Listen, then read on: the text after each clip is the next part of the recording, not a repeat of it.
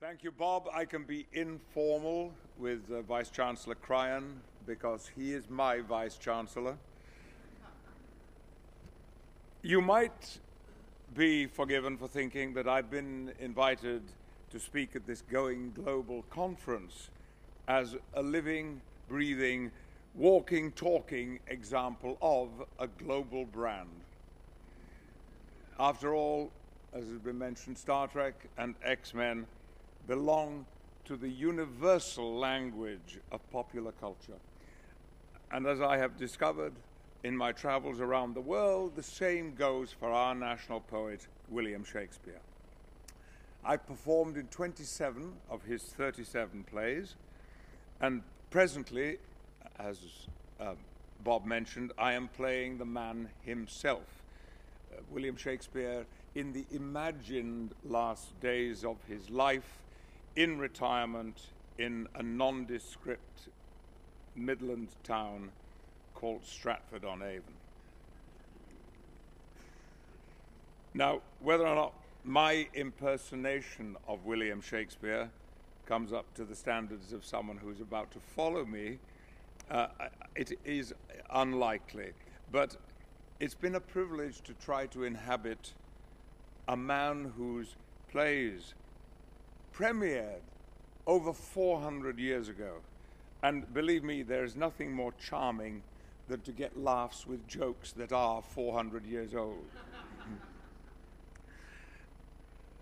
But those plays still have a worldwide resonance, and I am sure that our hosts, the British Council, and our universities will be very quick to acknowledge the significance of that worldwide appeal.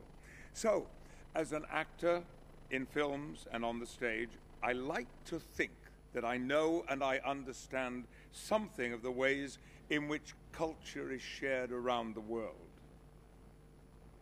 And it can be an enriching thing, although we must, of course, take care that it does not lead to undue homogeneity and the squeezing out of local cultures. But it is not as Macbeth or as Jean-Luc Picard that I have been asked to speak to you today. I am here because of another role in my late life, a role that I take as seriously as any of my acting roles, and that is to be Chancellor of the University of Huddersfield. It's an institution of higher education in West Yorkshire in the north of England. It's effectively my hometown university, for I was born and raised in a place called Murfield, just a few miles from Huddersfield. You can perhaps detect some of the origins in my speaking voice. And these local roots are one reason why, in 2004, when I was asked to become the Chancellor, that I accepted immediately.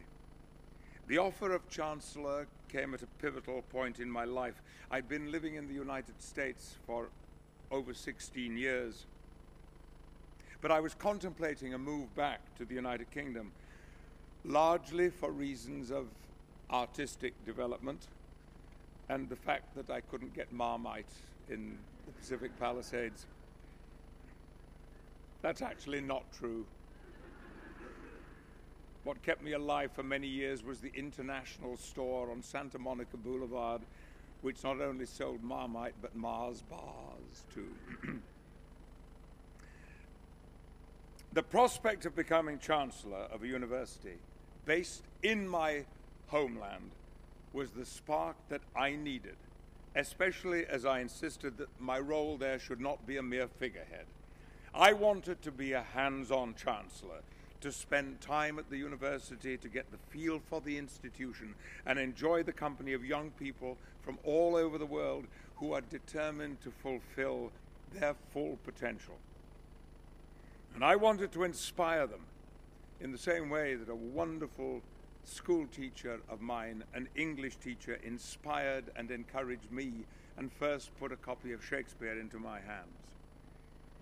Except for my professional drama training, I am no product of higher education. I attended a secondary modern school, and my formal education ended when I was 15 and 2 days old.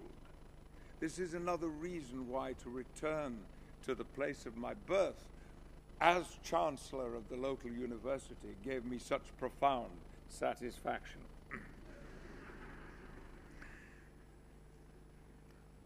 So my chancellorship has been an ideal fit, and my extended visits to Huddersfield on to the campus, I am always impressed when I'm there and energized by the students, especially those from backgrounds which only a few years ago would have meant that, like me, university education was completely unthinkable. But there is something else that always makes a profound impression on me when I'm on campus, and that is the global nature of the university. It attracts a large and growing body of international students, as we have heard, from over 120 different countries. They come from China, India, the United States, Nigeria, Bangladesh, Vietnam, Malaysia, and Iraq, to mention only a few. They are found in all our areas of study, with business, engineering, and science being among the most popular subjects. The fact that they come to us, and other UK universities, of course, is a testimony to the excellence of British universities, but also to the increasingly global nature of education. Whatever one thinks about the globalization of business, and there are persuasive arguments for and against, it's hard to see the free movement of students around the world as anything other than a positive development.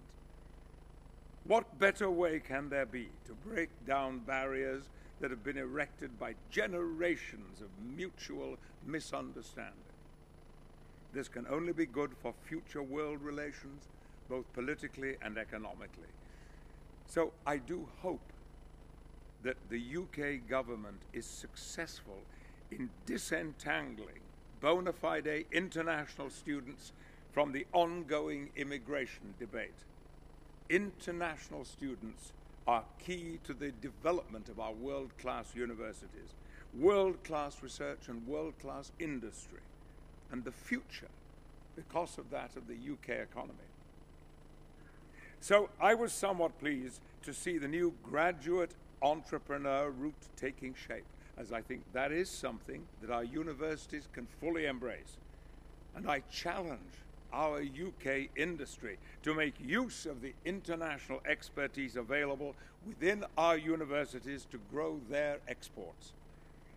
If you visit the campus at Huddersfield, or that of many other universities around the UK, this positive form of globalization is instantly apparent, as you witness so many different nationalities and ethnicities mingling naturally and effortlessly.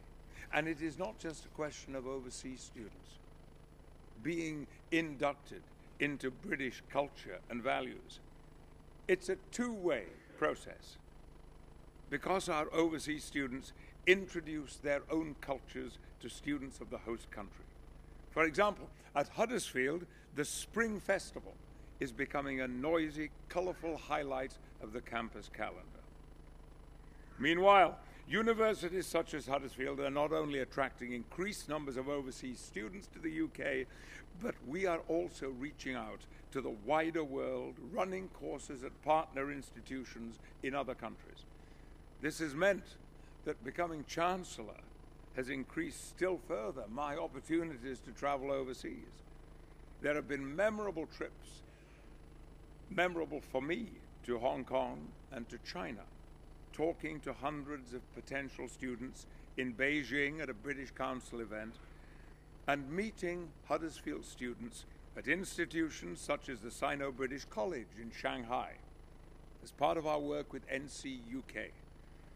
I even added to my own education as an actor when Professor Ian Gao of the Sino-British College arranged a private performance of Bian Lian, a Chinese performance art that included the rapid changing of face masks. The whole event, and others like it, was a very vivid symbol of the manner in which global links at the higher level of education are shared with a culture which nevertheless retains its distinctive elements. I am astonished at the global collaboration now practiced in pushing back the frontiers of knowledge. There is no doubt that the world faces enormous challenges, the balancing of economic growth and environmental concerns, of fairness and equity in life chances and access to resources of understanding the human condition. There is no doubt that changes on this scale can only be met if the very best brains and the brightest minds are recruited to the task from every nation.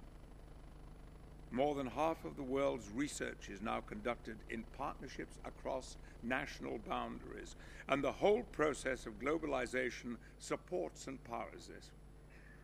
For example, the University of Huddersfield will shortly open an advanced manufacturing research laboratory on the campus of the University of Shanghai for Science and Technology, a project which has developed from our successful teaching relationship with the Sino-British College. In order to compete on this global stage, UK universities must ensure that this country's higher education is of the highest possible standard. To operate in the world, we must be world-class, and we must offer international students an exceptional experience. I like to think that I have played at least some small part in the tremendous growth in international activity in Huddersfield. In the last 2 years, the numbers of international students coming to Huddersfield has increased by 78%, making us one of the fastest growing international universities. But as I said, quality is also important, and for this reason I was delighted when the summer 2011 International Student Barometer showed that Huddersfield was voted best in the world for international student experience, topping the survey of some 48,000 students. When I was a boy growing up near Huddersfield, this old industrialized zone of West Yorkshire had its own rich culture, but it was still somewhat inward-looking. In fact, you were thought to be a foreigner in those days if you came from Barnsley. And now, just a few decades later, Huddersfield and the whole neighborhood has turned its face to the world. And our university, with its roots in the Victorian age, has become a global village. A lot of our old certainties have gone, along with many of the old industries, and the world is a challenging place. But all of our universities are playing a key role in ensuring that the UK has a competitive future. And they are fostering a global outlook among our native students and the increasing numbers who come from overseas. When our international students return home, they will take something of Britain with them, and they will have left something of themselves and their culture behind. This is truly going global. Thank you very much.